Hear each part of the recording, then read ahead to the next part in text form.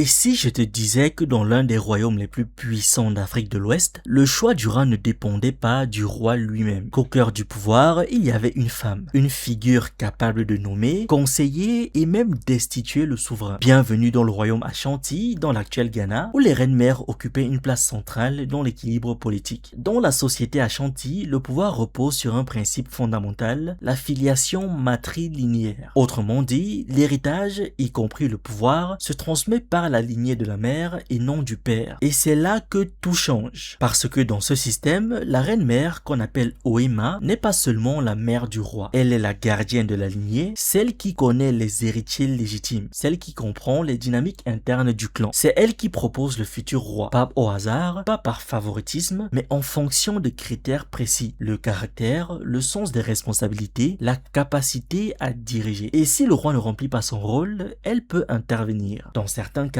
elle a même le pouvoir de le faire destituer. C'est un système qui surprend, surtout quand on le compare aux monarchies européennes classiques, où le pouvoir est strictement masculin et héréditaire dans une seule direction. Mais chez les Ashanti, le pouvoir est plus nuancé, plus équilibré. La reine-mère ne gouverne pas seule, mais elle influence profondément les décisions. Elle siège dans les conseils, participe aux débats et joue un rôle clé dans les affaires politiques, sociales et parfois militaires. Oui, militaires. Parce que certaines reines-mères ne se contentaient pas de conseiller, elles prenaient position, elles mobilisaient, elles résistaient. L'exemple le plus célèbre, c'est Yaa Asantewaa. Au début du XXe siècle, les Britanniques cherchent à s'emparer du tabouret d'or, symbole sacré du pouvoir Ashanti. Un objet qui ne représente pas seulement l'autorité, mais l'âme même du peuple. Face à cette menace, les chefs hésitent. La situation est tendue, l'ennemi est puissant. Et c'est Yaa Asantewaa qui prend la parole. Elle rappelle aux hommes leurs devoirs, leurs responsabilités, et elle va plus loin, elle l'appelle à la guerre. Si vous, les hommes d'Ashanti, vous ne vous levez pas, alors les femmes nous le feront. Et ce n'était pas une façon de parler. Avant de continuer, si tu aimes ce contenu et que tu souhaites en découvrir plus, n'hésite pas à nous rejoindre sur la plateforme d'Iba World. Elle prend la tête de la révolte, organise la résistance, coordonne les forces. Ce conflit, connu aujourd'hui comme la guerre du tabouret d'or, devient l'un des derniers grands affrontements contre la colonisation britannique dans la région. Même si la révolte sera finalement réprimée, son impact est immense. Yaa Asantewaa devient un symbole, pas seulement de résistance, mais de leadership féminin. Mais réduire les reines-mères Ashanti à des figures de guerre serait une erreur. Leur rôle est beaucoup plus large. Elles sont aussi des médiatrices, des éducatrices, des piliers sociaux. Elles interviennent dans les conflits familiaux, veillent à la cohésion des clans, transmettent les valeurs et les traditions. Elles sont à la fois politiques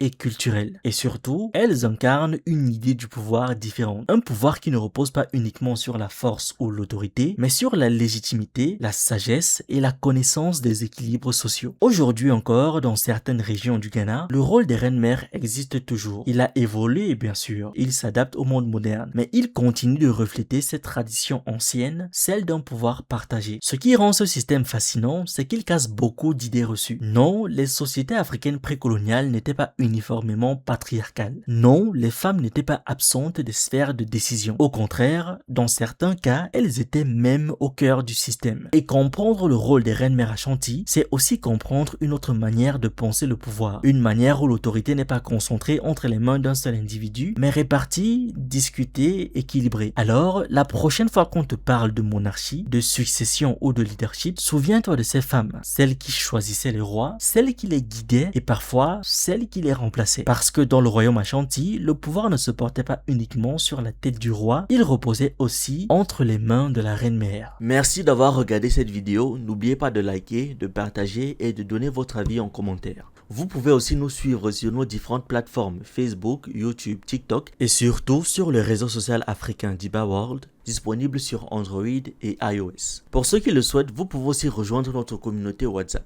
Tous les liens utiles sont dans la description.